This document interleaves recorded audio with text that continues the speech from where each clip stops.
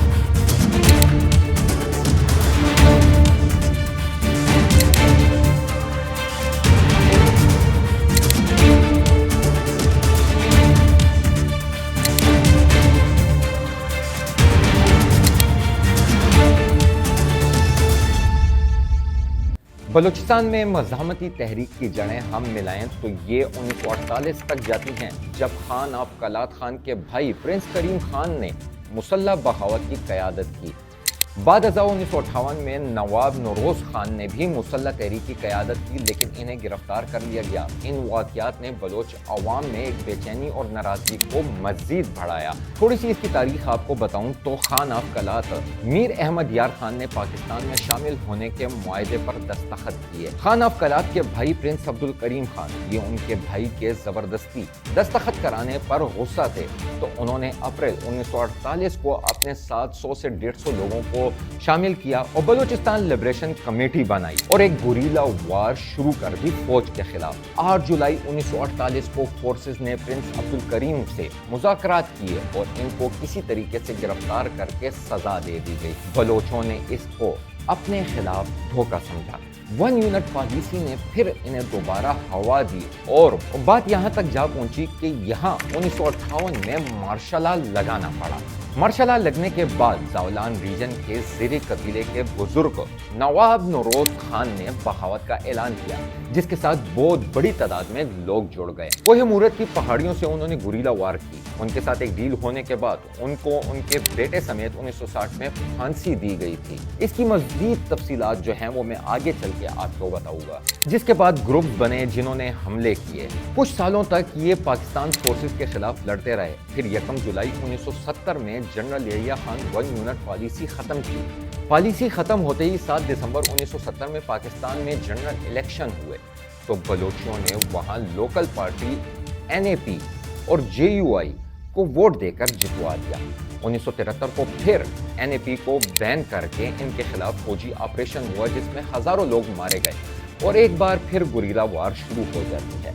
फिर हुकूमत पाकिस्तान ने बलूचियों को ओहदे देकर कुछ हालात काबू में कर लिए। 1970 से 1977 के बारे में भी हम आपको बताते हैं। कहा जाता है कि BLA का नाम तभी रखा गया था। नाज़रीन, सन 2000 में BLA की तंजीम साजी हुई, तो इसके ठीक 6 साल बाद पाकिस्तान ने 2006 में BLA को दहशतगर्द तंजीम करार दिया। फिर बरतानिया और अमेरिका भी पीछे ना रहे और इसे दहशतगर्द तंजीमों की फहरिस्त में शामिल किया।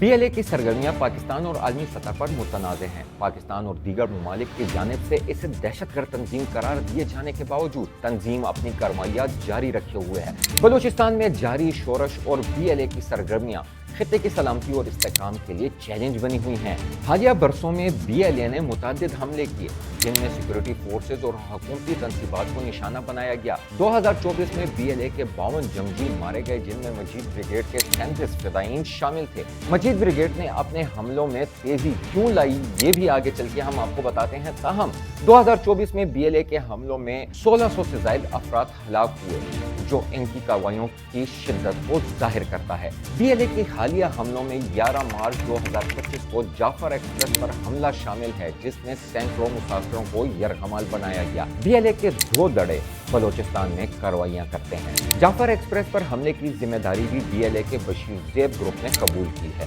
BLA نے عسکری کارروائیوں کے لیے اپنا الگ یونٹ بنا رکھا ہے، جسے مجید بریگیڈ کہا جاتا ہے۔ BLA کے حامیوں کے تعداد کے بارے میں مستند اعداد و شمار تو دستیاب نہیں ہیں، لیکن موجودہ حالات میں اس کے حامی نہ صرف بلوچستان بلکہ پوری دنیا سے سوشل میڈیا کے ذریعے نظر آ رہے ہیں۔ بلوچستان لبریشن آرمی BLA کے رہنماؤں کی تفصیلات کچھ زیادہ اوپن طریقے سے باہر نہیں لاتے، لیکن ہم نے ان کی تفصیلات بھی کچھ اکٹھی کی ہیں۔ 2018 میں BLA کے رہنما اسلم بلوچ کی ہلاکت کے بعد بشیر زیب بلوچ نے BLA کی قیادت سنبھالی۔ وہ اس سے قبل بلوچ اسٹوڈنٹ آرگنائزیشن BSO کے مرکزی چیئرمین بھی رہ چکے ہیں۔ البتہ گزشتہ دنوں پاکستان کے آرمی چیف نے ایک تقریب کے دوران کہا تھا کہ 1500 لوگوں کو ختم کرنا ہمارے لیے کوئی مسئلہ نہیں ہے۔ ان کا اشارہ لگتا ایسا ہے کہ BLA کی طرف ہی تھا۔ ان کے اگر سابقہ رہنماؤں پر نظر ڈالیں تو اسلم بلوچ جو 2006 سے 2018 تک BLA کے سربراہ رہے، رزاق منڈانی عرف انجینئر BLA کے اہم رہنماؤں میں شامل ہیں۔ میر بلاچ مری BLA کے سابقہ رہنماؤں اور نواب خیر بخش مری کے بیٹے تھے۔ ہیر بیار مری نواب بخش مری کے بیٹے اور BLA کے بانی رہنماؤں میں ان کا شمار ہوتا ہے۔ حالیہ اطلاعات کے مطابق بشیر زیب بلوچ کی ہلاکت کی خبریں گردش کر رہی ہیں، تاہم اس کی تصدیق آزاد ذرائع سے تو نہیں ہو سکی۔ BLA اور ان کی دیگر باغی تنظیمیں پاکستان کی وفاقی حکومت پر بلوچستان کے قدرتی وسائل جیسے تیل اور معدنیات کے استحصال کا الزام لگاتی ہیں۔ یہ ملک کا سب سے بڑا لیکن کم ترین آبادی والا صوبہ ہے، جس کی سرحدیں افغانستان اور ایران کے ساتھ ملتی ہیں۔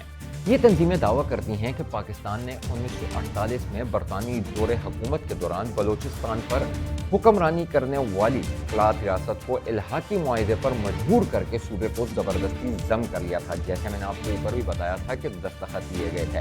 BLA طویل عرصے سے بلوچستان میں سیکورٹی فورسز اور عام شہریوں کو نشانہ بنا رہی ہے۔ یہ تنظیم اکثر قدرتی وسائل کے منصوبوں پر حملہ کرتی ہے، کیونکہ صوبے کے پہاڑی علاقے باغیوں کی پناہ گاہ سمجھے جاتے ہیں۔ کئی بلوچ دانشوروں اور ادیبوں کا کہنا ہے کہ 1948 میں ریاست فلات پاکستان کے ساتھ الحاق کے بعد جب شہزادہ عبدالکریم اور ان کے ساتھی پہاڑیوں کا رخ کر گئے تھے، اس وقت سے بلوچ قوم میں یہ احساس زور پکڑ گیا تھا کہ ریاست کی بحالی کے لیے ایک منظم ترقی پسند سوچ کی حامل سیاسی قوت کی ضرورت ہے، جو بلوچ معاشرے میں نظریاتی بنیادوں پر نوجوانوں کی رہنمائی کرے اور انہیں ایک پلیٹ فارم پر متحد بھی کرے۔ اس مقصد کے لیے کوشش جاری تھی کہ 1956 میں بلوچ سیاسی رہنماؤں نے نیشنل عوامی پارٹی نیب تشکیل دی۔ اس دوران 1960 میں بلوچوں کو ایک بار پھر ریاست کی پالیسیوں کے باعث پہاڑوں کا رخ کرنا پڑا، تاہم بعد میں ریاست سے مذاکرات کے بعد سردار نوروز خان اور ان کے ساتھی پہاڑوں سے نیچے آئے، تاہم انہیں گرفتار کر کے پھانسی دے دی گئی، جس سے بلوچوں کا غم و غصہ مزید بڑھا۔ کچھ ڈیٹیل میں نے آپ کو اس کے بارے میں اوپر بھی بتائی تھی۔ بلوچستان اور خیبر پختونخوا جو اس وقت کا صوبہ سرحد کہلاتا تھا، 1970 میں انتخابات میں نیب کی حکومتیں قائم کی، لیکن اس وقت کے وزیر اعظم ذوالفقار علی بھٹو نے بلوچستان کی حکومت برطرف کر دی۔ نیب کے رہنماؤں کے خلاف بغاوت کے مقدمے درج کیے اور انہیں گرفتار کر کے جیل میں ڈال دیا۔ پیپلز پارٹی کی حکومت کے اس اقدام کے بعد بلوچستان میں ایک بار پھر مسلح مزاحمت کا آغاز ہوا۔ اس دوران بلوچ نوجوانوں میں یہ سوچ بھی پختہ ہونا شروع ہوئی کہ ریاست کو بلوچوں کی پرامن سیاسی جدوجہد قبول کرنی ہوگی، اس لیے سیاسی پلیٹ فارم کے ساتھ مسلح جدوجہد بھی جاری رہی۔ پیپلز پارٹی کی حکومت کے اس اقدام کے بعد بلوچستان میں ایک بار پھر مسلح مزاحمت کا آغاز ہوا۔ اس دوران بلوچ نوجوانوں میں یہ سوچ بھی پختہ ہونا شروع ہوئی کہ ریاست کو بلوچوں کی پرامن سیاسی جدوجہد قبول نہیں ہے، اس لیے سیاسی پلیٹ فارم کے ساتھ مسلح جدوجہد بھی ضروری ہے۔ اسی سال یعنی 1970 میں بلوچستان لبریشن آرمی تشکیل کی گئی۔ BLA سے وابستہ نوجوان 1977 تک صوبے کے مختلف پہاڑوں میں روپوش رہے، جبکہ اس دوران مسلح کارروائیاں بھی جاری رہی، لیکن ذرائع ابلاغ میں اس سے متعلق خبریں نہیں آئیں۔ لیکن اس کی کارروائیاں یا اس کا منظم ہونا جو ہے وہ سن 2000 کے بعد ایک منظم طریقے سے سامنے آیا ہے۔ جب جنرل ضیاء الحق نے ملک میں مارشل لا لگایا تو نیب کے رہنماؤں کو بھی رہا کر دیا گیا۔ اسی زمانے میں بلوچستان کی ترقی پسند قوم پرست اور سوشلسٹ رہنما نواب خیر بخش مری کی قیادت میں بلوچ نوجوان بڑی تعداد میں افغانستان چلے گئے تھے۔ بلوچ نوجوانوں نے افغانستان کے علاقے ہلمند میں قیام کیا تھا۔ نواب خیر بخش مری اسی خود ساختہ جلا وطنی کے دوران یورپ چلے گئے۔ برطانیہ میں قیام کے دوران نواب خیر بخش مری نے ایک انٹرویو میں کہا تھا کہ روس کی فوج اور افغان مجاہدین کے حملوں کے طریقوں سے انہوں نے اور ان کے ساتھیوں نے بہت کچھ سیکھ لیا ہے۔ افغانستان کے سابق صدر ڈاکٹر نجیب اللہ کی حکومت ختم ہونے کے بعد نواب خیر بخش مری کے ساتھیوں کو افغانستان سے واپس پاکستان آنا پڑا۔ واپسی کے بعد نواب مری اور ان کے ساتھی کافی عرصہ خاموش رہے، تاہم 2000 میں جنرل پرویز مشرف کی حکومت میں بلوچستان کی قدرتی وسائل کے حوالے سے بعض بین الاقوامی کمپنیوں سے معاہدے کیے گئے۔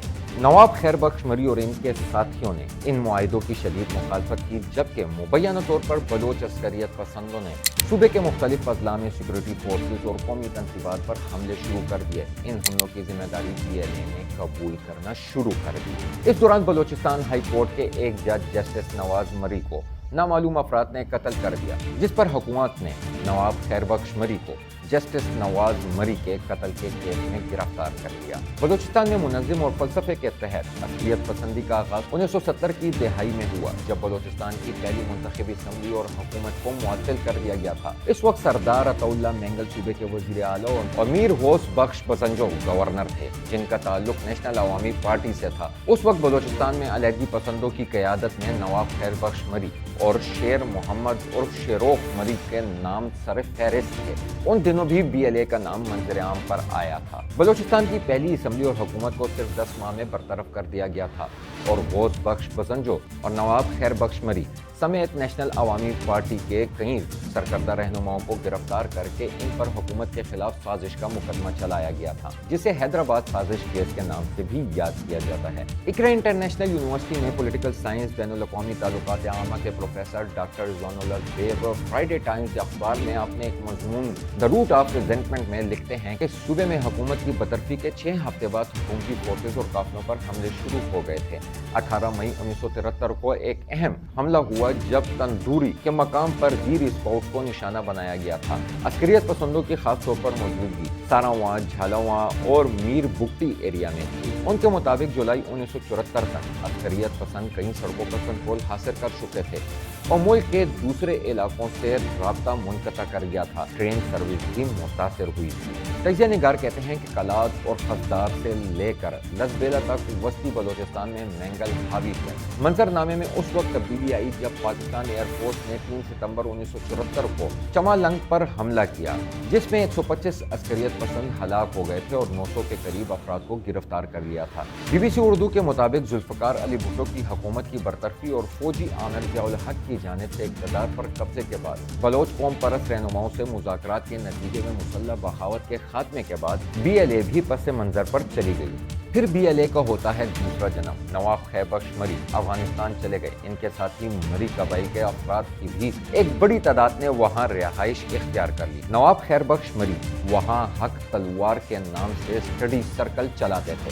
بعد میں جب افغانستان میں طالبان حکومت آ گئی تو وہ پاکستان واپس آ گئے اور انہوں نے یہاں بھی حق تلوار اسٹڈی سرکل کا سلسلہ جاری رکھا، جس سے متاثر ہو کر کئی نوجوان اس میں شامل ہوئے، جن میں استاد اسلم اچھو بھی شامل تھے، جو بعد میں BLA کے کمانڈر بنے۔ سن 2000 سے بلوچستان کے مختلف علاقوں میں سرکاری تنصیبات اور سیکورٹی فورسز پر حملوں کا سلسلہ شروع ہوا، لیکن صورتحال اس وقت سنگین ہوئی جب دسمبر 2005 میں سابق صدر جنرل پرویز مشرف کے کوہلو کے دورے کے دوران راکٹ داغے گئے اور اس کے بعد فرنٹیئر کور کے ایک ہیلی کاپٹر پر مبینہ طور پر فائرنگ ہوئی۔ کوہلو نواب خیر بخش مری کا آبائی گاؤں ہے اور یہاں جلسہ عام میں جب پرویز مشرف پر حملہ ہوا تو اس کے بعد وہاں آپریشن کا آغاز ہوا تھا۔ اس وقت نواب خیر بخش مری کے افغانستان میں مقیم بیٹے بلاچ مری کا نام BLA کے کمانڈر کے طور پر سامنے آیا۔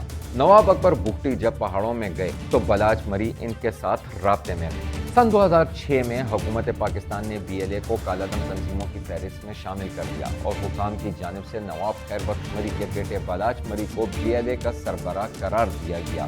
21 नवंबर 2007 को बलाच मरी अफगानिस्तान में एक सड़क के करीब मुबैना ऑपरेशन के दौरान मारे गए। बलाच मरी की हलाकत के बाद पाकिस्तान हुकाम की जानिब से बरतानिया में मकीम उनके भाई नवाबजादा हरबियार मरी को BLA के सरबराह करार दिया जाने लगा। ताहम हरबियार मरी की जानिब से इन दावों को सख्ती से मुस्तरद कर दिया गया। BLA की क़यादत सरदारों से मुतवस्सित तबके तक कैसे पहुंची? नाज़रीन, बलाच मरी की हलाकत के बाद BLA की क़यादत के हवाले से नवाब खैबख्श मरी के बेटे हरबियार मरी का नाम आता था, तो उन्हें लंदन में गिरफ्तार भी किया गया, लेकिन बाद में इन्हें रिहा कर दिया गया। इसी अरसे में हरबियार मरी और इनके छोटे भाई मेहरान और जामरान मरी में इख्तलाफात की खबरें सामने आने लगी, जिसके बाद मेहरान ने अपनी राहें अलग कर दी और यूं BLA की क़यादत सरदार मरी खानदान से मुतवस्सित तबके के नौजवानों के पास आ गई। इन नौजवानों में सरफ़हरिस्त उस्ताद असलम और अच्छू थे, जो मजीद ब्रिगेड फ़िदाई मिशन में जिद्दत और शिद्दत की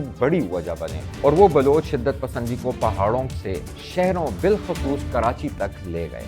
BLA की जानिब से अगस्त 2018 में सबसे पहले जिस खुदकश हमले की जिम्मेदारी कबूल की गई, वो खुद असलम बलोच के बेटे ने ज़िला चाही के हेडक्वार्टर दानबंदीन के करीब किया गया था, जिसमें चीनी कंपनी को टारगेट किया गया था। अच्छा, ये मजीद ब्रिगेड के बारे में कुछ आपको बताता चलूँ कि BLA ने अस्करी कार्रवाइयों के लिए अपना अलग एक यूनिट बनाया, जिसे मजीद ब्रिगेड कहा जाता है। BLA के तर्जुमान जुनैद बलोच तंजीम की अस्करी कार्रवाइयों के बाद जारी करदा बयानात में मजीद ब्रिगेड का जिक्र करते हैं और बताते हैं कि मजीद ब्रिगेड की तरबियत याफ्ता जंगियों ने हमला किया है। मजीद नाम को बलोच अलहदगी पसंद नौजवानों और बाद बलोच कौम परस्त तलबा तंजीमों में बहुत अहमियत, इज्जत और एहतराम हासिल है। मजीद नाम से मुतल्लिक सूबे के नौजवानों में एक किस्सा मशहूर है कि क़याम पाकिस्तान के बाद जब मकरान डिवीज़न के नौजवानों को मस्कत की फ़ौज के लिए भर्ती किया जा रहा था, उस वक्त मजीद बलोच नामी एक नौजवान ने इस फौजी अफसर पर पिस्तौल से फायर किया था, जो नौजवानों को भर्ती कर रहा था। इसके बाद इस नौजवान को फांसी दे दी गई थी। सन 2013 में चीन पाकिस्तान इक़्तिसादी राहदारी के क़याम में अमल में आया और बलूचिस्तान में बिलखसूस गवादर बंदरगाह को इसका हिस्सा बनाया गया। इसके बाद मुसल्लह जमातों ने चीनी मफादात को अपना हदफ बनाना शुरू कर दिया। मजीद ब्रिगेड के खुदकश बमबारों ने सन 2018 में कराची में चीनी कौंसलेट को निशाना बनाया और इसी साल दिसंबर में कंदाहार में असलम अच्छू एक हमले में हलाक हो गए। उस्ताद असलम की हलाकत के बाद क़यादत बशीर ज़ेब के पास आई, जो BSO के चेयरमैन रह चुके थे। इनकी क़यादत में भी फिदाई हमलों का सिलसिला जारी रहा और इसमें ख़वातीन की शराकत भी नजर आने लगी। सन 2019 में गवादर में वाक़या पर कॉन्टिनेंटल होटल पर हमला किया गया और 2020 में कराची में वाक़या पाकिस्तान स्टॉक एक्सचेंज पर फिदाई हमला किया गया। 2022 में कराची यूनिवर्सिटी में शारी बलोच नामी खातून ने चीनी कंफ्यूशियस सेंटर के असातिज़ा पर खुदकश हमला किया। बशीर ज़ेब की क़यादत में जहां सोशल मीडिया पर BLA और इसकी ज़िली तंजीमों का प्रोपेगेंडा बढ़ा, वहीं इसके अहदाफ में भी इजाफा हुआ। सन 2023 में तुर्बत के इलाके में समिया कलंदरानी नामी खातून ने FC की एक गाड़ी को निशाना बनाया। समिया असलम अच्छू के बेटे रेहान की मंगेतर थी। अगले ही बरस माहिर बलोच नामी खातून ने बेला में FC के कैंप पर खुदकश हमला किया था। BLA बलोच राजी अजूई संगर या हरास नामी बलोच शिद्दत पसंद तंजीमों के एक इत्तेहाद का हिस्सा भी बनी थी।